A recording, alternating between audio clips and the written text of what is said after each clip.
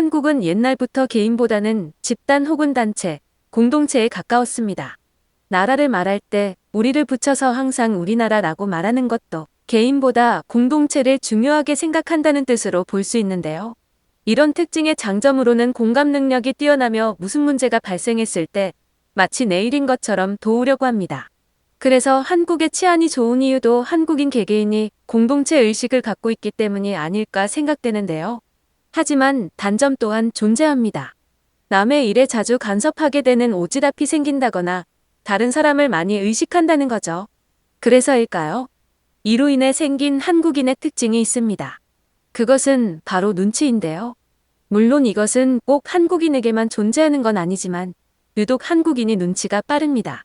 아마 이것은 공동체로 생활하다 보니 그리고 다른 사람을 신경 쓰다 보니 생긴 단점 아닌 장점 아닌 특징 같은 건데 상황에 따라 단점이 될 수도 있고 장점이 될 수도 있습니다.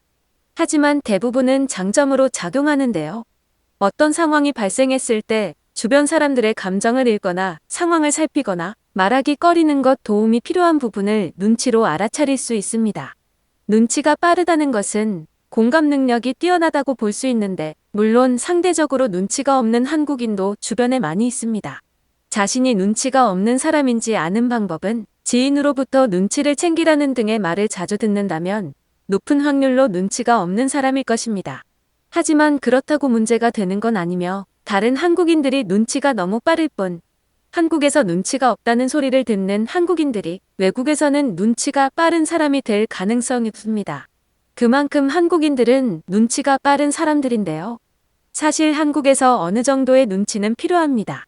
대인관계나 회사, 일상 속 대화, 연인 및 가족관계 등에서 도움이 많이 되기 때문이죠. 그리고 이 주제와 관련해 한 외국인이 한국인의 눈치에 대해 글로벌 커뮤니티에 글을 작성했습니다. 어떤 내용인지 바로 살펴보겠습니다. 한국을 방문하는 외국인들이 한국인들에게 공통적으로 느끼는 것이 한국인들은 눈치와 정이라는 게 있다는 거야. 나도 당연히 이것을 느끼고 있으며 직접 겪기도 했어. 내가 한국을 여행 오는 외국인들에게 안타깝다고 느끼는 것은 거의 모든 외국인들은 서울에서 지내다 돌아간다는 거야. 내 친구도 10일 가까이 한국에서 지냈지만 서울을 벗어나지 않았어. 내가 하고 싶은 말은 한국을 느끼기에 서울은 좋은 선택지인 건 맞지만 다른 지역도 가보라는 거야. 그럼 서울에서 느끼지 못한 또 다른 경험들을 할 수 있거든.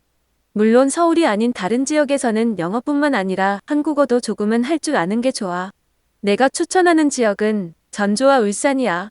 미국과 비슷한 날씨를 느끼고 싶다면 부산도 나쁘지 않을 거야. 전주와 울산은 서울에 비교한다면 시골이라고 느낄 수 있는데 내가 이곳들을 추천하는 이유는 그곳에서 아주 엄청난 경험을 했거든.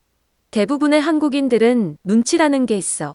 이것은 뛰어난 센스와 감각이라고 볼 수 있는데 내가 울산을 여행할 때 한국인들에게 있는 이 특별한 것을 확실하게 느낄 수 있었어. 울산의 경우 도심을 조금만 벗어나면 사람이 없어. 또한 버스나 택시도 잘 보이지 않아. 그래서 혼자 여행할 때는 매우 조심해야 돼. 하지만 자연을 느낄 수 있으며 서울 생활이 지칠 때쯤 혼자 여행하면 진짜 최고야.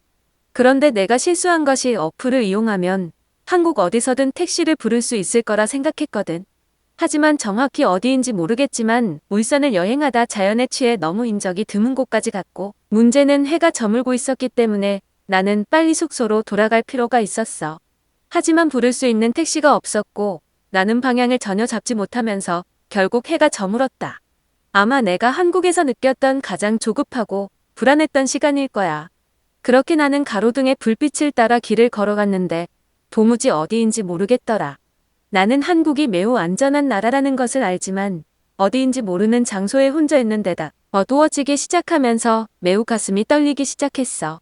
그런데 그때 멀리서 할머니와 할아버지가 내 쪽으로 걸어오더니 나에게 길을 잃었냐고 물어보더라고. 순간 나는 왜인지 모르게 눈물이 나더라. 그래서 길을 잃었다고 말했지. 사실 성인 남성이 길을 걷고 있는데 길을 잃었냐고 묻는 건 말도 안 되잖아. 그런데 내게 처음부터 그렇게 물어보니 너무 놀라웠고 반가웠어. 이것이 한국인들이 말하는 눈치인데 다른 사람의 처지를 이해하는 뛰어난 공감 능력이야. 어쩌면 내가 외국인이어서 그랬을 수도 있겠다. 그때가 오후 10시 조금 넘었을 때라 만약 그들을 만나지 않았다면 진지하게 나는 바지에 지렸을지도 몰라. 내가 한국에서 느낀 가장 무서운 시간이었거든. 그들은 나에게 길을 안내해 주겠다고 말하며 따라오라 했고 나는 그들의 뒤를 따라갔어. 길을 걷다 보니 점점 건물과 불빛이 보이기 시작하더라고. 그제서야 안심이 됐어. 그런데 할머니가 시간이 늦었으니 자신의 집에서 자고 갈 거냐 묻더라고. 나는 왜인지 모르겠지만 제안을 거절했어.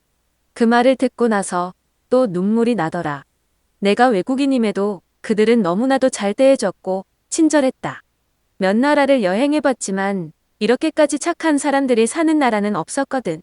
그래서 내가 한국에서 살고 있는 이유이기도 하지만 이것이 한국에서 느낄 수 있는 정이라는 것 같아.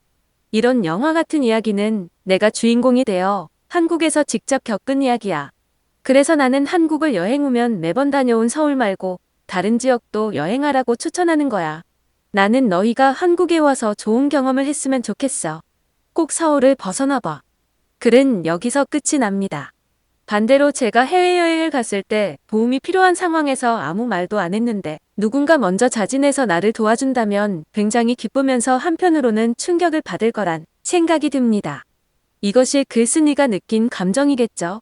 반대로 도움이 필요한 상황에서 아무도 도와주지 않고 알아주지 않는다면 많이 힘들 것 같은데요. 사실 이것이 어떻게 보면 일반적인 상황이죠. 그러니 한국에서 눈치 빠른 한국인들에게 외국인들이 충격을 받는 것 같습니다. 이 글을 본 많은 외국인들은 공감하고 있는데 자세한 해외 반응 살펴보겠습니다.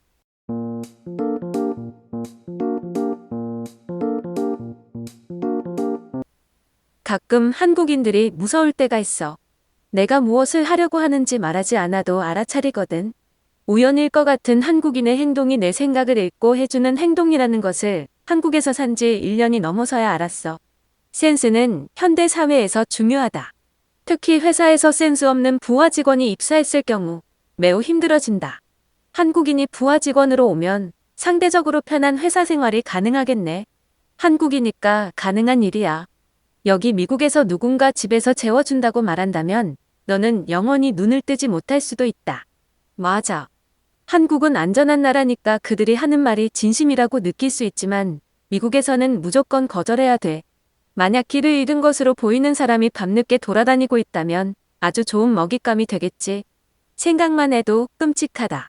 밤 10시에 길을 잃고 혼자 돌아다녔다는 것도 놀랍고 아무 일도 발생하지 않았다는 것도 놀랍고 심지어 자고 가라고 말을 하는 사람까지 있다는 건 충격이다. 그게 한국 시골에서 느낄 수 있는 정이야. 꼭 시골뿐만 아니라 서울에서도 느낄 수 있어. 나는 아직까지도 한국을 해외여행 계획표의 여행지로 이름을 올려놓지 않는 사람들이 많다는 것이 신기할 뿐이야. 내가 한국에서 외톨이라고 느낀 이유가 그것 때문인 것 같아. 한국인들은 서로 통하는 게 있는 것 같은데 나는 뭔지 몰라서 가끔 외로울 때가 있거든. 그들은 항상 나에게 설명을 해주는데 나도 한국인처럼 말하지 않아도 느낄 수 있으면 좋겠다고 생각할 때가 있어. 서울에서도 정을 느낄 수 있겠지만 시골에서 더욱 그것을 느낄 수 있을 거야. 그래서 나도 한국을 여행할 때는 서울보다 그 외 지역을 추천해. 하지만 네 말대로 대부분의 외국인들은 서울이 한국의 전부인 줄 안다. 사실은 그렇지 않은데. 눈치는 육체적 감각, 정신적 감각, 교감, 센스, 감정 공유 등 이 모든 것들이 합쳐진 거라 생각해. 눈치가 뛰어난 사람은 한국 말고도 어느 나라에나 있어. 다만 한국이 유독 많은 것 같아. 내 가족과 친구들은 눈치가 없거든. 그만큼 상대방을 공감하고 이해하는 능력이 뛰어나다는 거겠지. 그런데 사실 이것은 장점만 있는 건 아니야. 가끔 과할 정도로 나에게 관심을 가지는 건 부담스럽거든. 연인 사이에서도 마찬가지야. 자칫 잘못하면 그것은 집착이 될 수 있다. 확실히 한국인과 연애 중인데 전화와 문자를 하루에 기본적으로 30번 이상 하는 것 같아. 나는 보통 연애할 때 3번 이상 한 적이 없었거든. 그만큼 애인에 대한 관심이 많다는 거겠지. 나는 나쁘다고 생각하지 않아. 자유로운 미국보다 낫다고 생각한다.